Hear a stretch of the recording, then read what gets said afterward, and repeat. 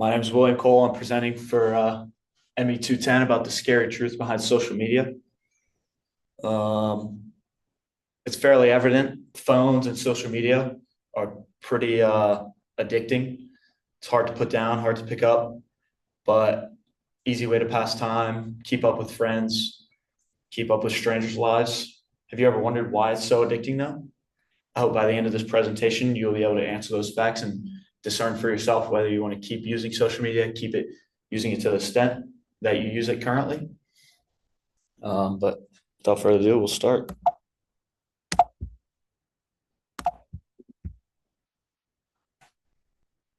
Have you ever felt after you talk about something with friends, seemingly thought something, you scroll on social media, whether it be TikTok, Facebook, Instagram Reels, and something very similar pops up? One or two times, this might be a coincidence. Beyond that, it starts seeming suspicious, deliberate. Well, if you thought that, you'd be correct. And we'll find out that you are correct and that is not just a coincidence. First, I want to talk about one word that's going to come up a lot in this, and that is the algorithm. The algorithm is what social media engineers come up with to provide you with videos that they think you'll like. They try to predict what they'll like, and it seems like it's at random. But we'll soon find out that is not actually at random.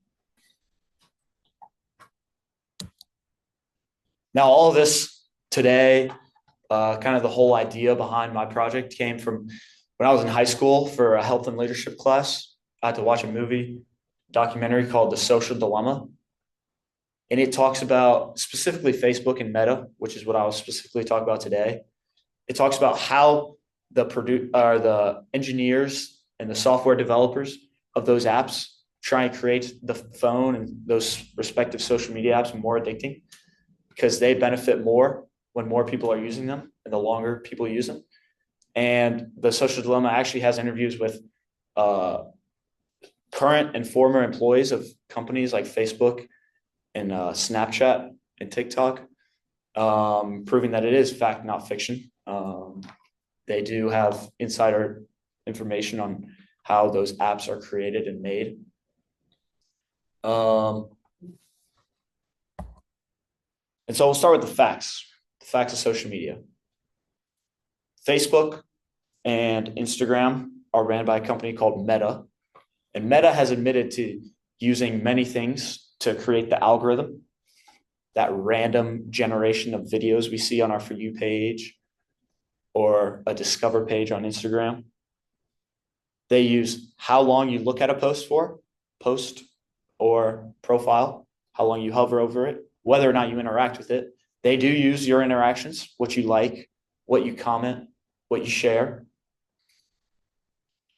And they use which profiles you view and how frequently you view them. And then they use your location, where you are geographically, who you're with.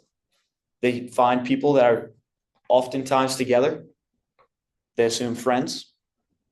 They look at what people share in common, what friends share in common, and they'll put stuff on your For You page, your Discover page that are similar, that'll fit your demographic.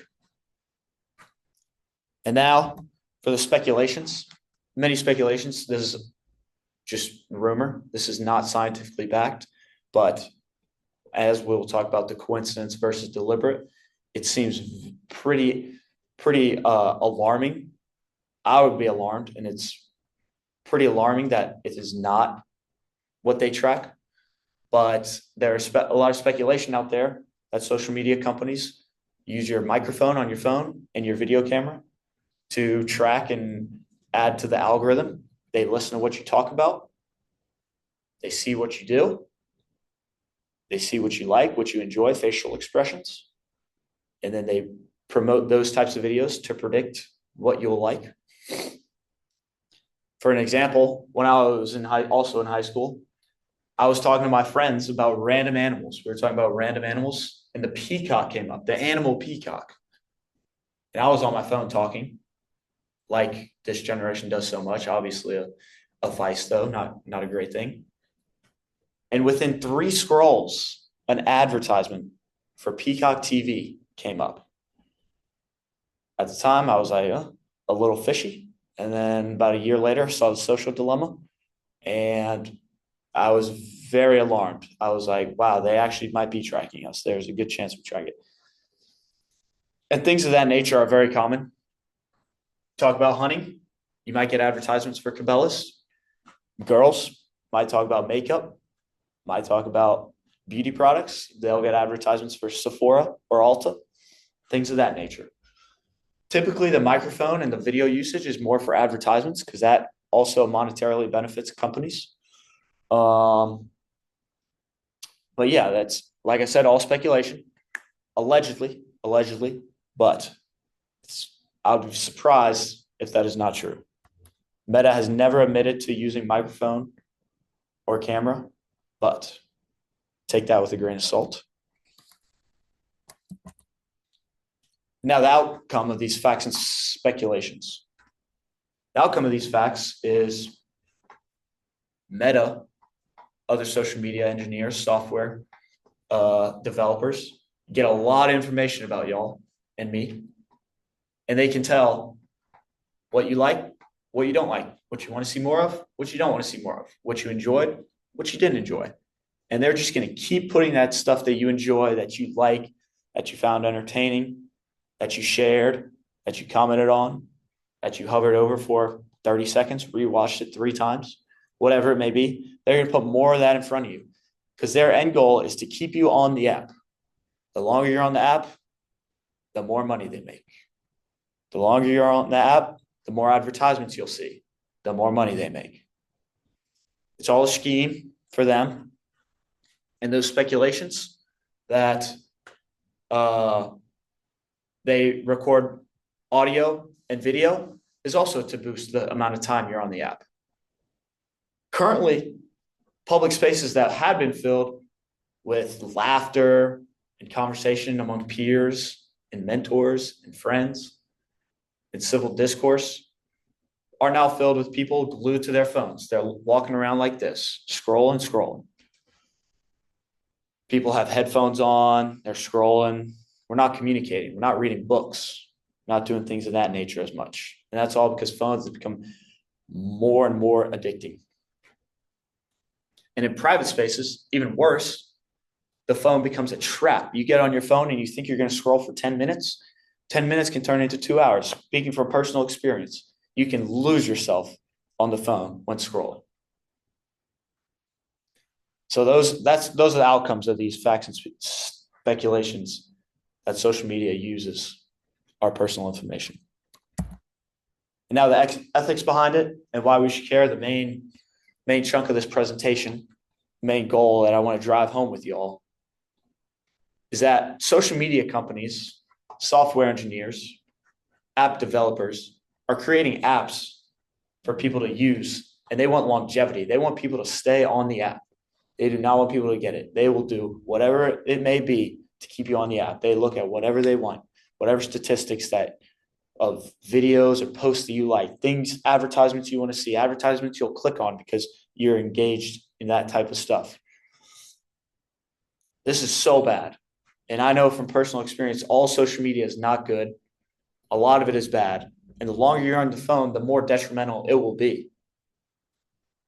So, social media developers, software developers, app engineers should be focused on the health and happiness and general physical and mental welfare of users. They should not be focused on these monetarily driven goals that boost them and get them more money.